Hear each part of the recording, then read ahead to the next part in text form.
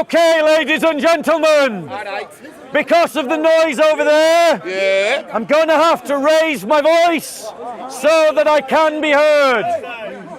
But I want to talk about, ladies and gentlemen, about the case of a woman who killed her child and was imprisoned and was recently released.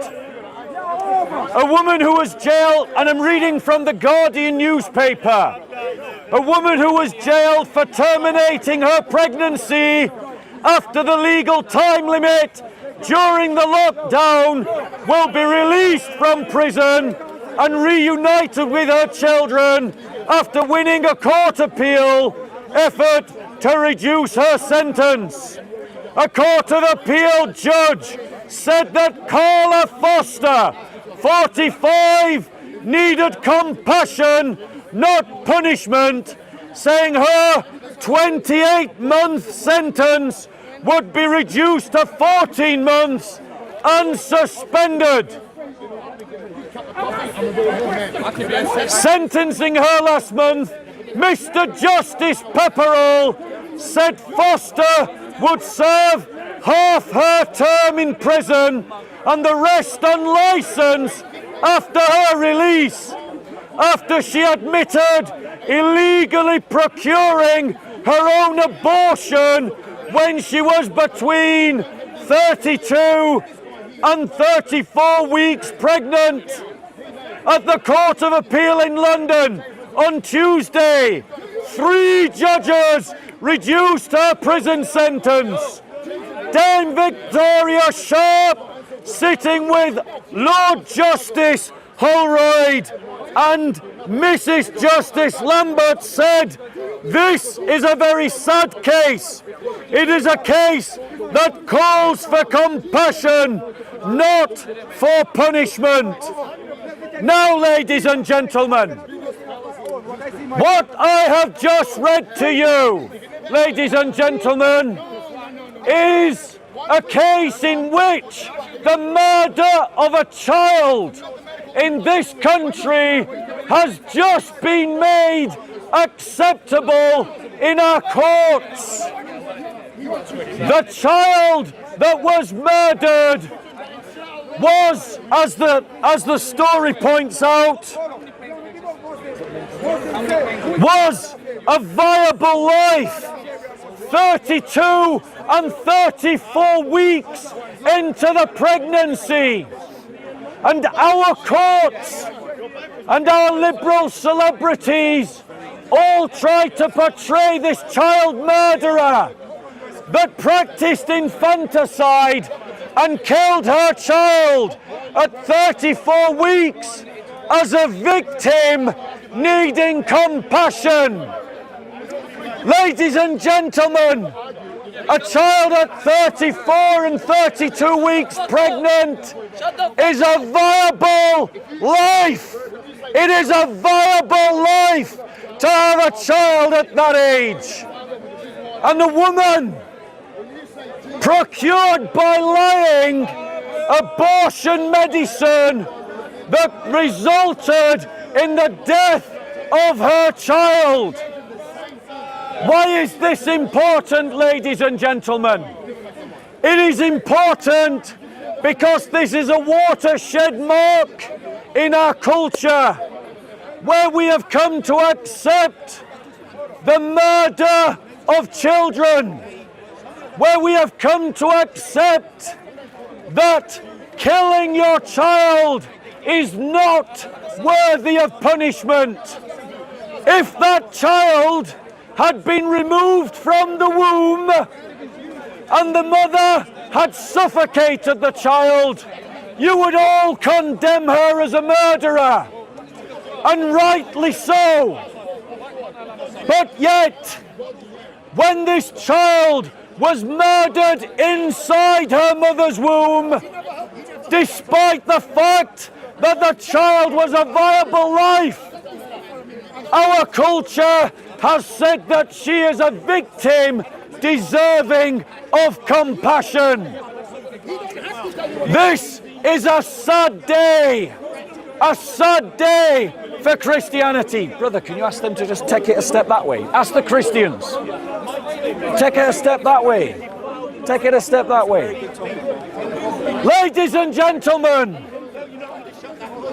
we have lost something important in our society. The sanctity of life has been lost. We have created a distinction between life in the womb and life outside of the womb. And we have said that life in the womb is less important than life outside of the womb. When you've got a minute, I'd love a drink of water. Ladies and gentlemen, we have lost the fact that life should be sacred.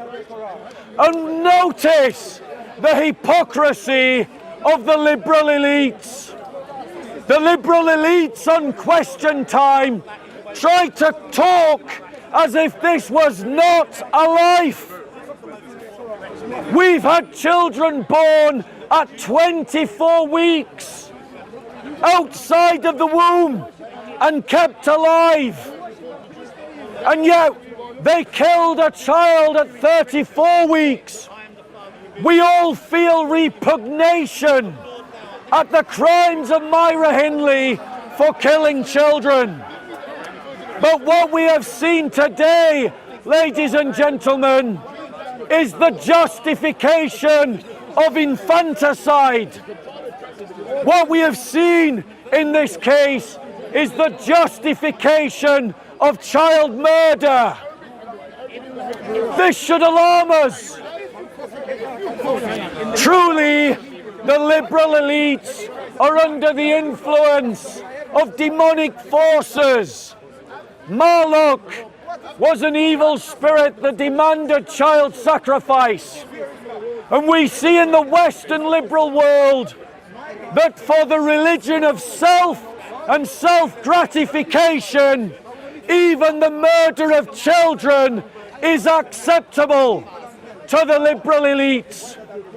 This kind of degeneracy, this kind of barbaric savagery in which we commit and justify infanticide is killing the West. It is a corrosive influence on our spirits and upon our souls. The more we have moved away from our Christian heritage, the more we have moved towards savagery and barbarism in the West.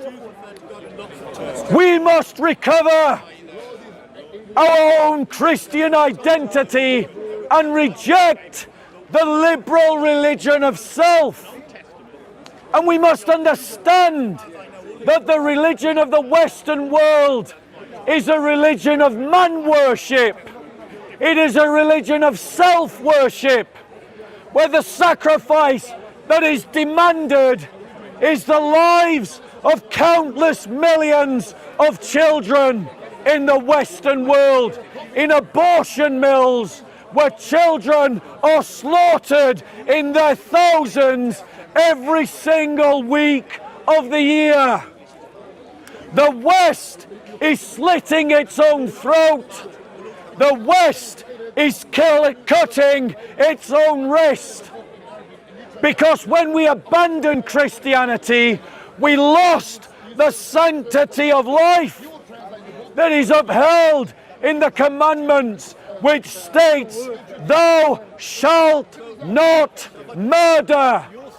Murder is the killing of the innocent. And there is no one more innocent in the situation than I have just described than that poor child murdered by her mother and supported by the liberal elites who want you to believe that she did not commit a crime. And I want to point out to you again that if she had done this to her child outside of the womb, you would all be indignant. So why Are you not indignant when she does it to her child inside of the womb? Ladies and gentlemen, liberalism is killing the West. Christianity is the answer to the cancer of liberalism. We need to return to a muscular Christian faith and to re-establish, without apology, Christian values and Christian attitudes to recover the Western civilization from the cliff that it is chucking itself off. Because if the West concludes that the lives of its own children are not important, then it concludes that none of our lives are important, and they can all be sacrificed to the religion of self. So learn what is the religion of self. Learn how it is different to Christianity, and learn to uphold Christian values without apology. And notice the importance of controlling the judiciary. Liberals control the judiciary in the UK. So infanticide has just been made less of a crime in the womb than outside of the womb. But in America, Christians control the judiciary, and abortion has just been made much harder.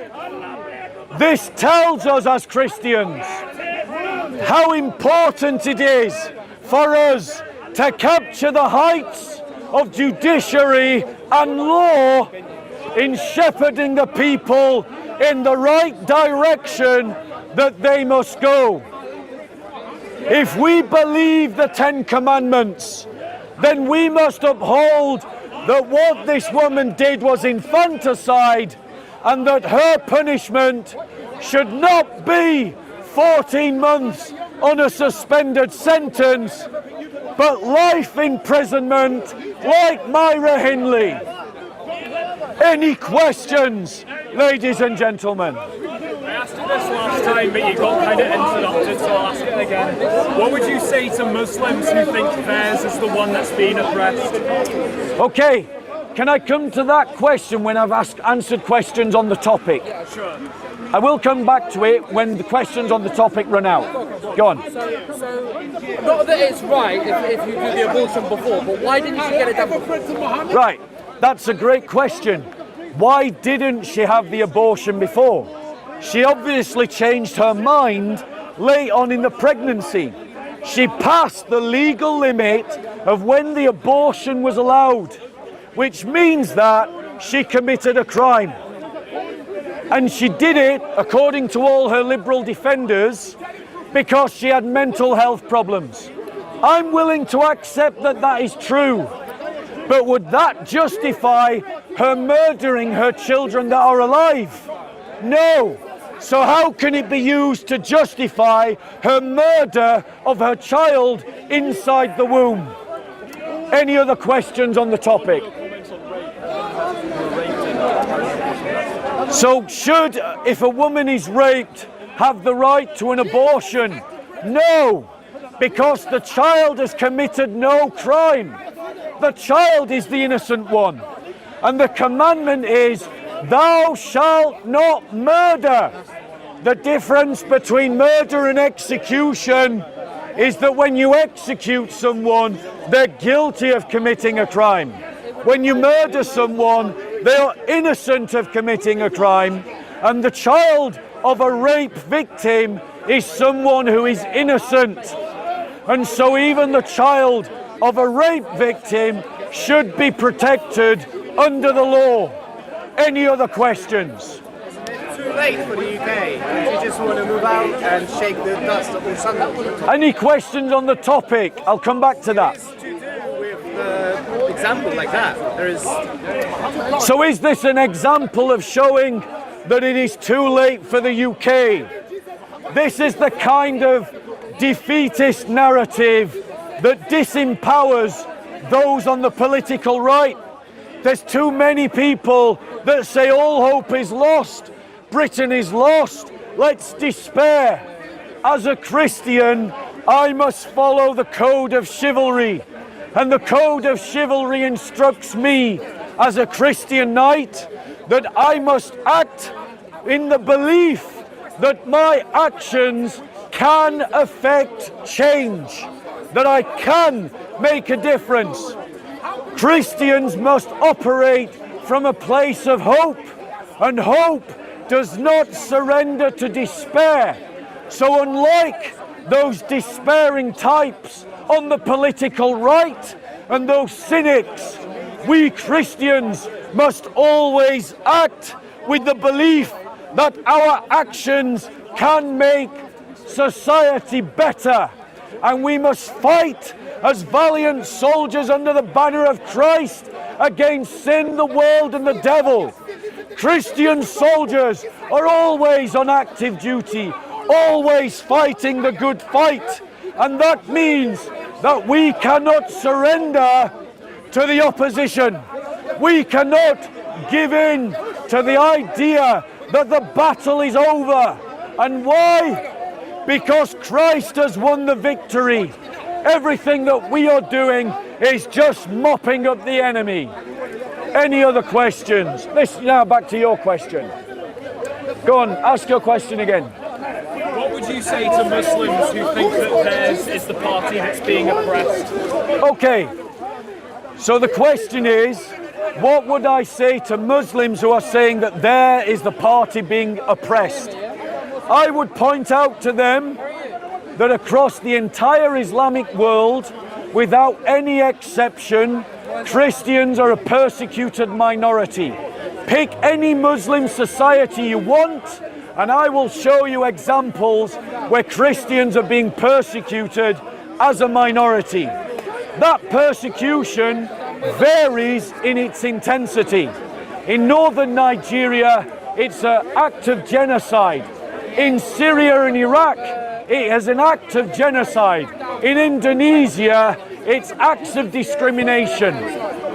Islam teaches that Christians are supposed to be treated as second-class citizens, and it reduces them to the status of second-class citizens. So I would say to the Muslims that teach that they are the party that is oppressed, if they have a problem with that idea, why do they support a religion that advocates the oppression, persecution, and discrimination of others? That's what I would say to them. Any other questions, ladies and gentlemen? Going back to the rape case, Yeah. if it's a rape, I can understand the child's done no wrong, but the mum will be constantly reminded of the incident over and over again on a daily basis, monthly basis. She might even see the rapist's face in the child's face. You know, I'm talking physical characteristics. So that's the only point I would discuss with you. Everything else you've done is fantastic. Thank you. So, for the Christian, are you a Christian, brother? Hindu, okay, fair enough. For the Christian, there can be no compromise on what the commandments teach. Again, the commandments teach, thou shalt not murder. The difference between a murder and an execution is that an execution is supposed to be of a guilty party, but murder is of an innocent party. The woman who is a victim of a rape is the victim of a crime, and she should be fully supported by the state, and the rapist should be fully punished. There's no doubt about that. However, the child committed no crime in abortion. And so, in the worst case scenario, where the mother doesn't want the child should be given up for adoption, and the mother should be given counselling and support, and the rapist should be punished for the rape. However, what the Western liberal world is doing is compounding one crime with another crime. The woman is raped, and then the child is murdered for the crimes of the father. How is that fair and just? It isn't fair and just. And ladies and gentlemen, you have Muslims say that Islam will save us from the degeneracy of the West. But the reality is, Islam teaches abortion. So Islam teaches the murder of innocent lives. And how can that be any less degenerate than the West? As you can see, it's chucking it down with rain. So I suspect, is your camera going to be all right? You need an umbrella, bro.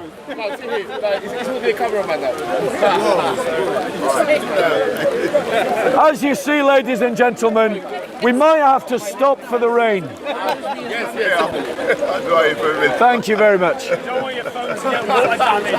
Any other questions, ladies and gentlemen?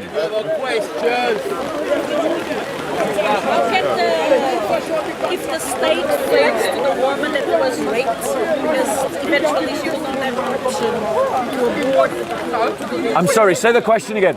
If the state will not be able to help the woman who was committed the crime of rape, Yeah. how can if the state fails, how can the church improve? This is a great question. I just want to applaud this lady for asking singularly the best question I've been asked today.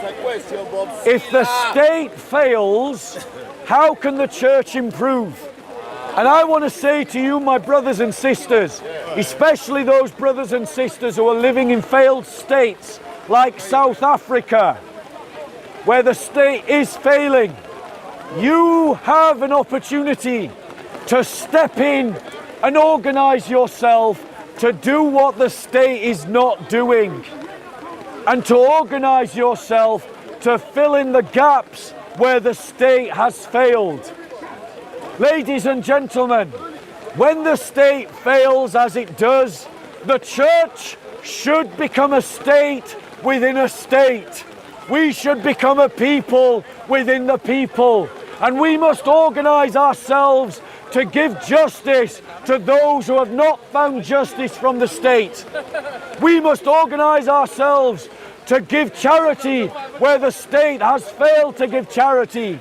And we must do so with a harsh critique of the state and an appeal to the people, which is very clear, that you should come to Mother Church and you should side with Mother Church even against the state that has failed you.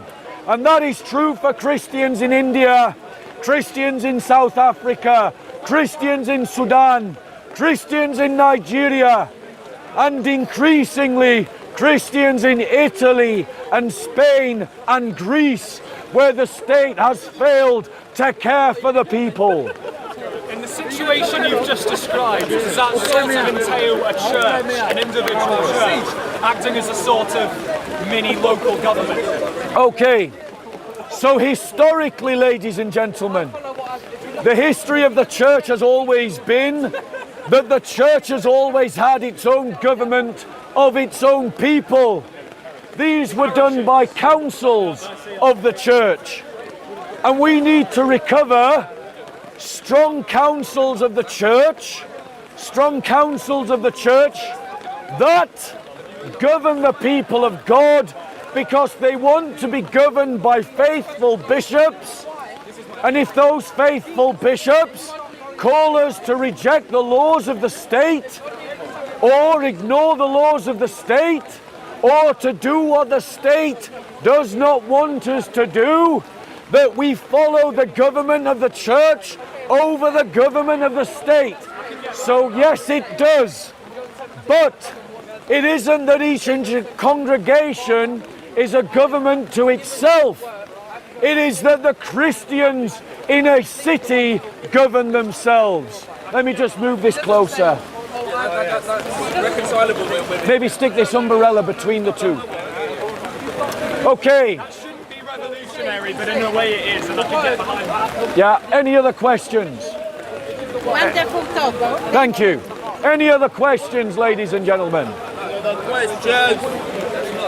Let's face it, you've got to be hardcore to want to stay out in this rain.